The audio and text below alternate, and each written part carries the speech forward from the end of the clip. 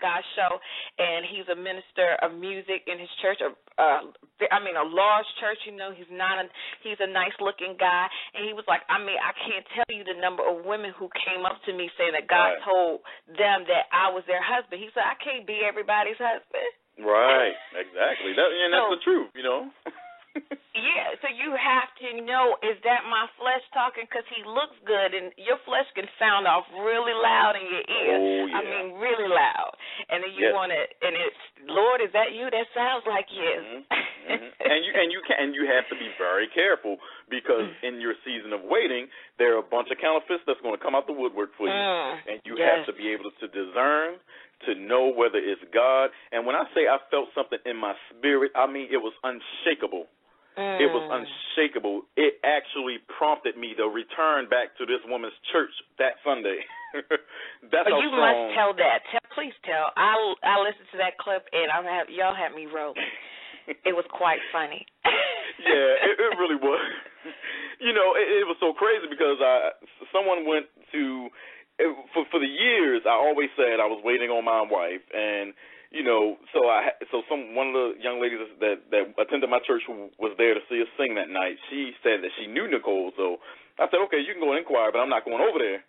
And this was very strange for me because I didn't mind going and approaching the young lady. But, man of God, if you're listening, you have to be very careful how you represent God, because you're no longer in the world, so you cannot go by the world standard. It's not a shorty. It's not excuse me, miss. No, you're a man of God. You have to represent God in that fashion. So therefore, I said I was not going to approach this young lady at a church event, because for one, I wasn't led to do so.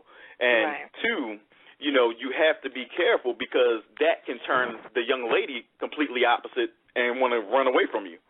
So you have to be very careful. So the young lady went over to her, and she came back and said, oh, she's not interested. She's waiting on her husband. So I was just like, I almost fell out on the floor. They almost had to pick me up and carry me out because, and some people have been like, well, that's enough right there. It wasn't enough for me. I'm sorry. I was like, God, coincidences happen. The devil sends stuff. So, yeah, she's waiting on her husband. There's a whole bunch of people waiting on their husband. You know what I'm saying? And so we left. The feeling was so strong. I was with some friends, and we left. I'm driving to drop some of them off, and they having a conversation. I'm completely in left field somewhere. To this day, I don't know what they were talking about, because my mind was so far gone, and my spirit was still radiating so strongly that I could not. And I told them, I said, I have to go back Sunday. It was an urgency in my spirit, and I said, I have to go back Sunday. And I went back we all got ourselves together that Sunday morning, and we went back to her church, got up to the door. Me and another one of my friends said, no, we're leaving. And then a third one, you always got to have, one of the ones that's going to push you when you're scared. So, the one he pushed, he said, no, we're going in, and actually opened the door and went in. So we had no choice but to go, So we go in and we sat down, and I seen Nicole singing on the choir, on the praise team. And, and I was like, wow. And this was the first time I actually got to see her face.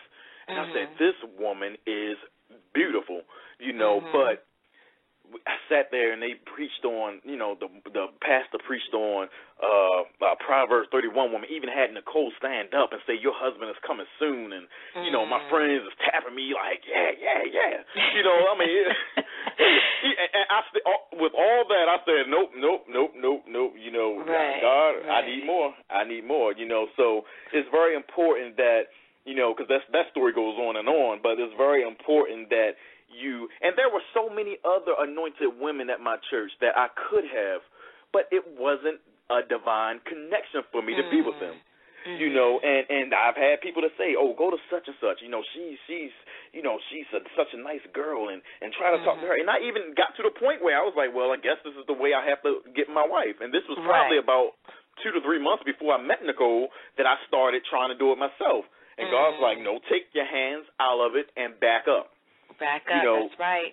Yeah, so the key, and I'm going to make a quick Bible reference here, is the anointing in this sense identifies the chosen. Ooh, so that's good. I got to write that down. So we're going to look I'm at writing that down, Samuel. y'all.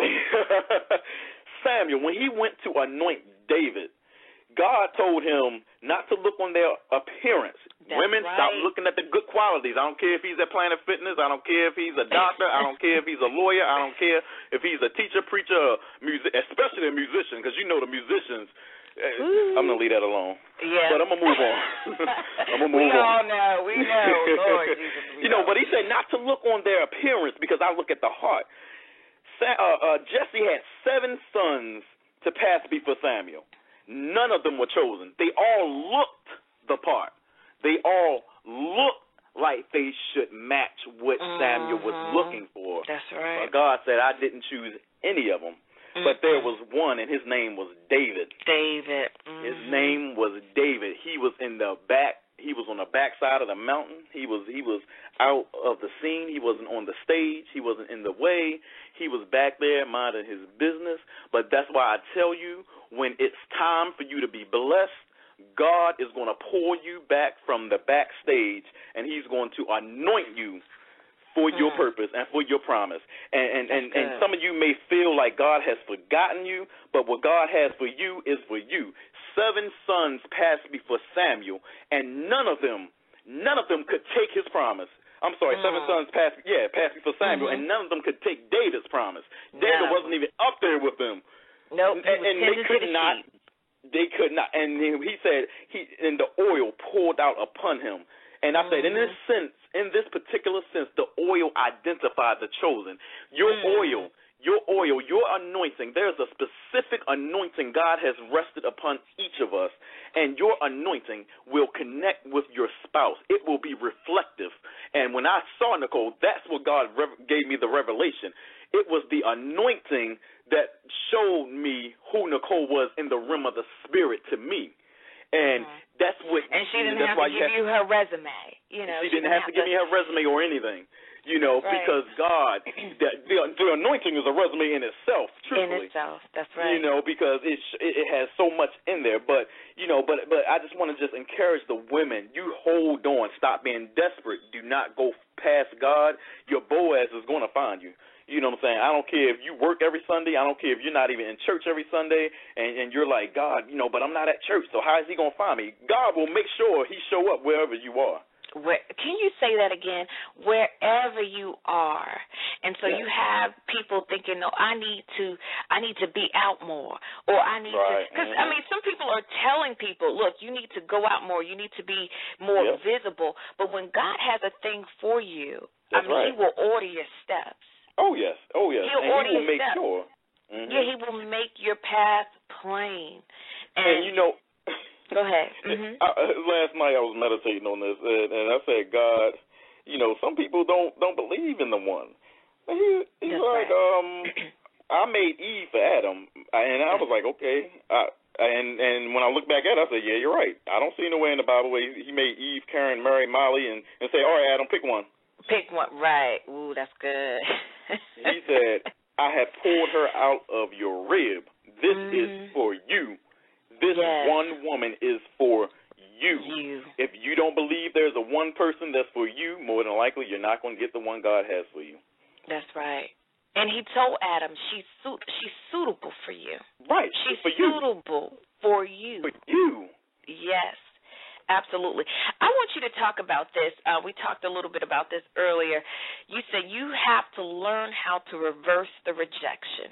Can you talk about that a little bit? Sure. Yeah, well,